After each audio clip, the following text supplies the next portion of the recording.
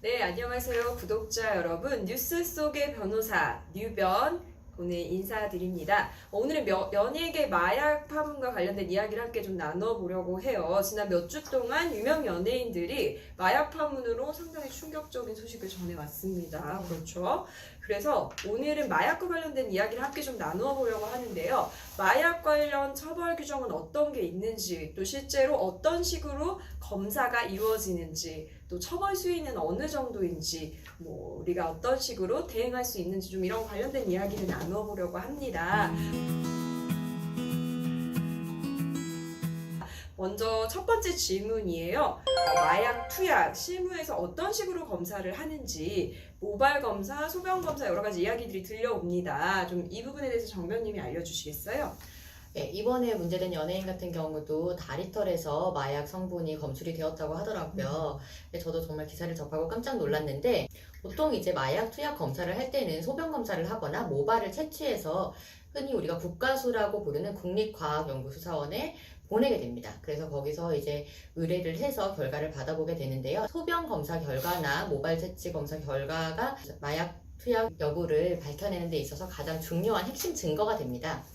예, 그런데 이제 또 모발 같은 경우는 길이가 긴 분들도 계시잖아요. 모발이 긴 분들은 수년 전에 투약한 마약 성분도 검출이 될 수 있다고 하더라고요. 이런 부분도 좀 아셔야 될 것 같고요. 또 하나 이제 실질적으로 마약 사범들이 염색이나 탈색을 많이 한다고 해요. 혹시 왜 그런지 아실까요? 글쎄요. 왜 그럴까요? 그럴까요? 저도 이걸 듣고 좀 많이 놀랐는데, 염색이나 탈색을 하면은 마약 성분이 조금은 희석이 된다고 해요. 그래서 이번에 문제된 연예인 같은 경우도 2, 3개월 내에 벌써 한 4~5차례 탈색을 했다고 하더라고요. 실제로 국가수에 따르면 소변 검사의 경우에는 2시간 만에 검사 결과가 나오고요. 모발 검사의 경우에는 2주에서 3주 정도 지나면 검사 결과가 나온다고 합니다. 그렇다면 두 번째 질문으로 좀 자연스럽게 넘어가 보려고 해요. 모발이나 소변에서 그러면 마약 양성 반응이 나왔습니다. 마약 양성 반응이 나왔다는 건 바로 마약을 투약을 했다는 걸 의미하는데요. 그럼 이 경우에 무조건 다툴 여지도 없이 곧바로 형사처벌을 받는 건지, 이 부분에 대해서 좀 민변님이 설명해 주시면 좋을 것 같습니다. 네, 일반적으로는 그렇습니다. 다만 이런 양성 반응에도 불구하고 무죄와 같이 취급될 수 있는 공소기각 판결을 받을 수 있는 경우가 있습니다.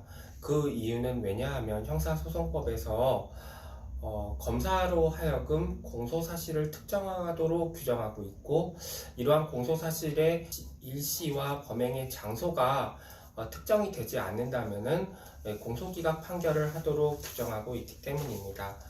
만약 검찰에서 검사가 여러 가지 수사 과정을 통해서도 이를 최종적으로 특정하지 못한다면은 이러한 양성 반응에도 불구하고 공소기각 판결이 나올 수 있겠죠. 실제로 2007년 인천과 경기, 중국 등에서 필로폰을 투약하였던 피의자가 공소사실의 부특정을 이유로 공소기각 판결을 받는 취지의 파기환송 판결을 받은 바 있습니다.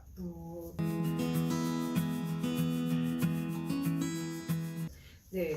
그렇다면 한번 세 번째 질문으로 넘어가 보려고 합니다. 현재 마약 투약과 관련된 법률이 어떤 것이 있고, 또 어떤 사유에 의해서 어떤 처벌을 받는지, 이 부분에 대해서는 정변님께서 한번 설명해 주시면 좋을 것 같아요. 예, 관련 법률로는 마약류 관리에 관한 법률이 있습니다.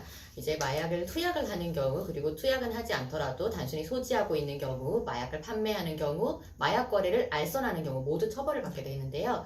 구체적으로 형량을 살펴보면 이제 투약은 하지 않고 단순히 소지만 하는 경우에는 5년 이하의 징역 또는 5천만 원 이하의 벌금에 처하게 되고요.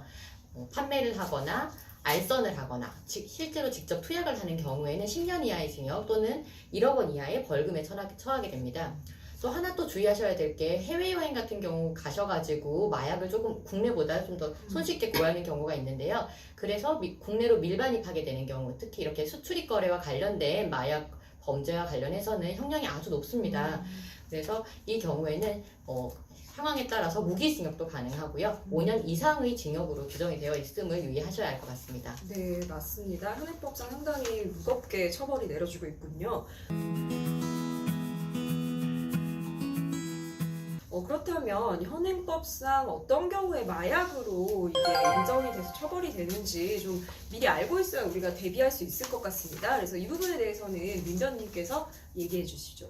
네, 마약류 관리법에 따르면 양귀비, 아편, 코카인, 대마, 필로폰 등이 마약으로 취급되고 있고 이러한 마약을 소지, 매매, 투약하는 경우 형사처벌을 받게 됩니다. 실제로 요새 많이 문제가 됐던 물뽕이라는 마약도 사실은 마약류 관리법에서 규정하고 있는 향정신성 의약품에 속한다고 볼 수 있습니다. 보다 자세한 내용을 확인하고 싶으시면 마약류 관리에 관한 법률 시행령 및 별표를 확인하시면 많이 도움이 될 것 같습니다. 네, 오늘 마약과 관련된 이야기를 한번 전체적으로 함께 나누어 봤습니다. 저희 팀에서 진행한 사건들에 의하면요, 단순히 초범이고 호기심에 한 번 정도 마약을 투약한 경우에는 경미하게 처벌을 받는데, 이게 사실 상습적으로 이루어지는 경우에 가중처벌이 되고 있어요. 그래서 실제로 수사 단계에서도 구속 수사가 이루어지고 형이 선고되는 경우에도 실형을 면치 못하는 경우가 많습니다. 그래서 호기심에라도 시작하지 않는 게 일단은 중요할 것 같고요. 관련된 문제로 어려움을 겪고 계시다면 또 저희한테 연락을 주시면 또 도움을 드릴 수 있을 것 같습니다. 네, 오늘 이렇게 함께 마약과 관련된 이야기를 나누어 봤는데요. 다음 이 시간에는 보다 유익한 컨텐츠로 찾아오도록 하겠습니다. 감사합니다.